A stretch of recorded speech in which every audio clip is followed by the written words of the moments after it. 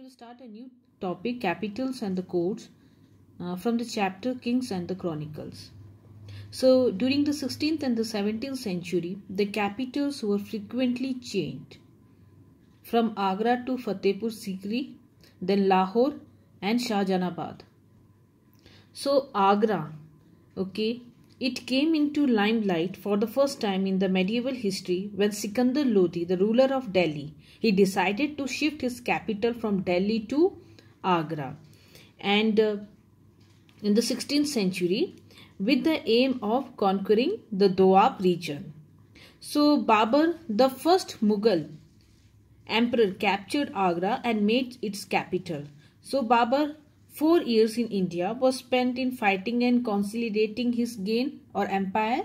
So he remained Agra as his capital, as it was the capital of the Lodi dynasties. And when we talk about Humayun, he did not get the chance to make a start in that directions. The old system, it continued under him.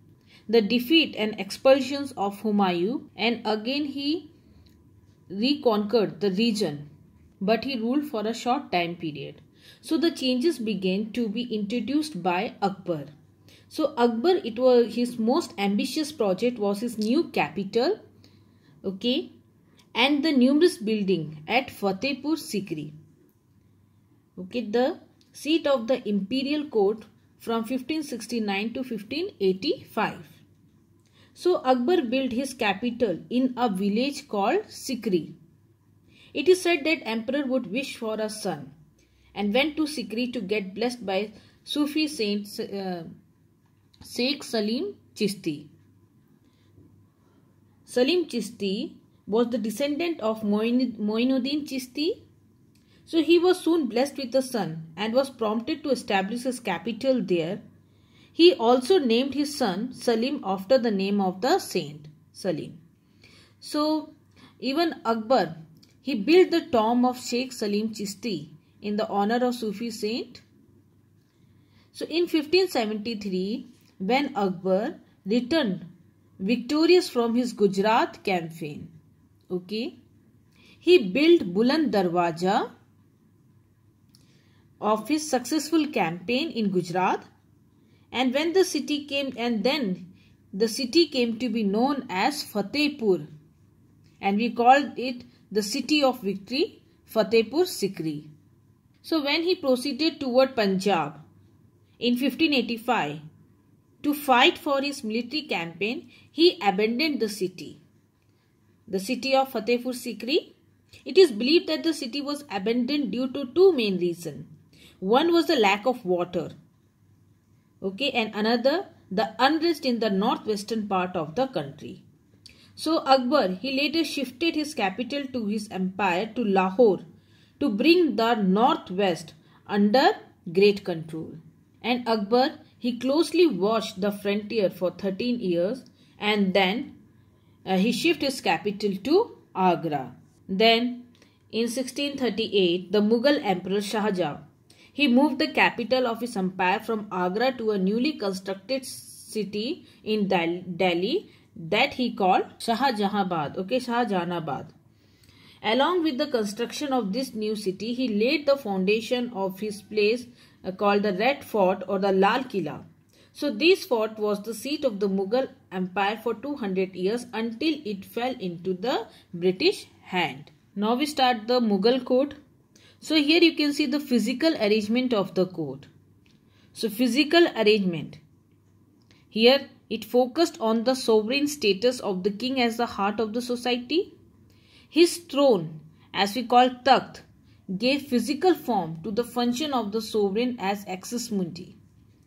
तो अगर हम तख्त की बात करते हैं, जो दरबार court का सेंटर पीस है, जिसने राजा के द्वारा किए गए कार्यों का भौतिक स्वरूप प्रदान किया.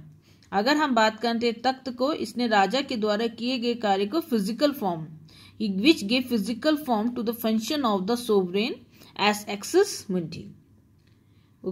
इसे एक ऐसे पिलर के रूप में देखा जाता है जिस पर क्या है, धरती टिकी हुई है. तो यहाँ पर हम देखते हैं the canopy of a symbol. Here you can see the canopy, a symbol of kingship. in India for millennium was believed to be separate the radiance of the sun from that of the sovereign. So canopy is a form of umbrella.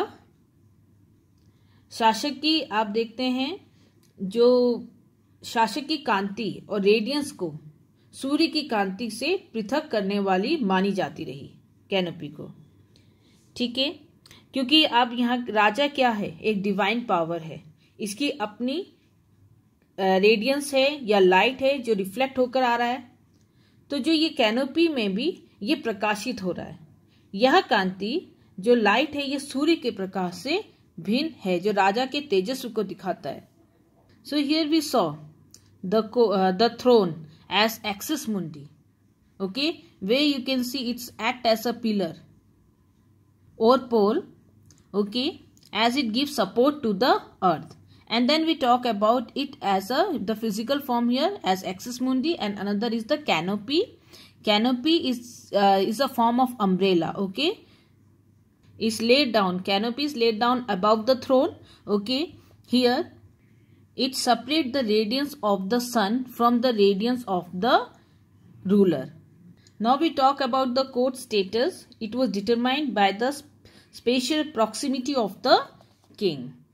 तो दरबार में किसी का status या हैसियत इस बात से निर्धारित होती है कि वह शासक के कितने पास और कितने दूर बैठा है।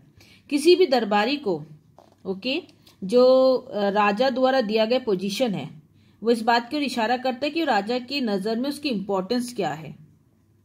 एक बार राजा सिंहासन पर बैठ जाता था तो किसी को भी अपनी जगह से कहीं जाने की अनुमति नहीं थी और ना ही अनुमति के बिना वह दरबार से बाहर जा सकता था। ये सब क्या थे, दरबार के शिष्टाचार और कैन से एटिकेट्स थे। अगर इसमें जरा सी भी उल्लंघन होने पर उस व्यक्ति को तुरंत ही दंडित किया जाता था। So forms of salutation here to the ruler indicate the person's status in the hierarchy. So deeper prostrations represent higher status. जिस व्यक्ति के सामने ज्यादा झुककर आप अभिवादन दिया जाता था, उस व्यक्ति की हैसियत ज्यादा ऊंची मानी जाती थी। मान लीजिए राजा के आगे वह सबसे ज्यादा झुकेगा तो राजा की हैसियत क्या है, सबसे ऊपर है। The highest form of submission was the, you can see, सिजदा और complete prostration और दंडवत लेटना, ठीक है। You can see the famous form of submissions was the चार तस्लीम, ओके। ये चार तस्लीम क्या है, जिसमें वह झुककर दाएं हाथ से दाएं हाथ को 4 बार ऊपर नीचे ले जाकर धीरे धीरे वह सीधा खड़ा हो जाता है। तो ऐसी तस्लीम 4 बार करेगा, जिसे हम झुककर सलाम कहना कहते हैं।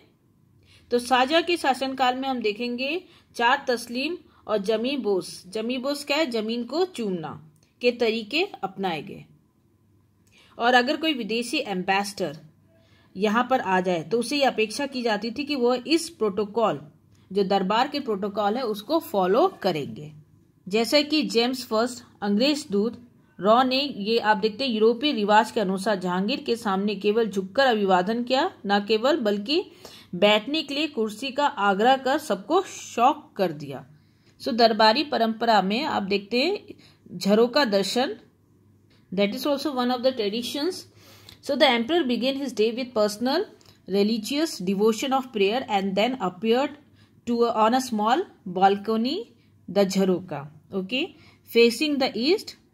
एंड ही यहाँ पे आप देखेंगे, यहाँ बादशाह की झलक पाने के लिए लोगों की भीड़ चाहे राजा का इंतजार करती थी। सैनिक, व्यापारी, क्राफ्टमैन, किसान, बीमार बच्चों के साथ उनकी माता या औरतें, ये सब क्या राजा के दर्शन पाने के लिए इनका इंतजार करती थी। और इस झरोका दर्शन की शुरुआत सबसे पहले अकबर ने की। और इसका जो उद्देश्य था झरोका दर्शन का, वो ये था कि राजा की शक्ति या साम्राज्यवादी शक्ति को लोग स्वीकार करें और राजा का जनमानस को विश्वास दिलाने के लिए, ताकि लोगों का विश्वास राजा पर बना रहे। ऐसे इस वजह से इस झरोका दर्शन की शुरुआत की गई होगी। So after spending an hour, okay, at the झरोका, the emperor walked to the public hall of audience, जिसे हम कह रहे हैं दीवाने आम, okay, to conduct the primary business of his government। तो यहाँ पे राजा के जो अधिकारी हैं या ऑफिशियल्स हैं वो क्या करते हैं, रिपोर्ट प्रेजेंट करते थे और उनसे राजा से निवेदन करते थे। तो दीवाने खास में निजी सभाएं और गोपनीय मुद्दे पर चर्चा किया जाता था। पिटिशंस हो गया, अकाउंट पर डिस्कशंस, कभी कभी तो जो रेप्यूटेड आर्टिस्ट हैं, जो आर्किटेक्ट के जो बिल्डिंग के नक्शे हैं या नक्शे को भी यहाँ पर देखा जाता था।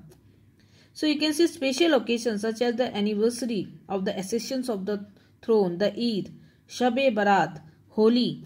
The court was full of life. Perfume candle, the colorful hangings on wall or palaces made a tremendous impressions on visitors. So the Mughal celebrated 3 major festivals here: solar and lunar birthday of the monarch, Nowruz, okay, Nowruz here a new year holiday in Iran, festivals, okay, on the vernal equinox, the start of the spring in the northern hemisphere.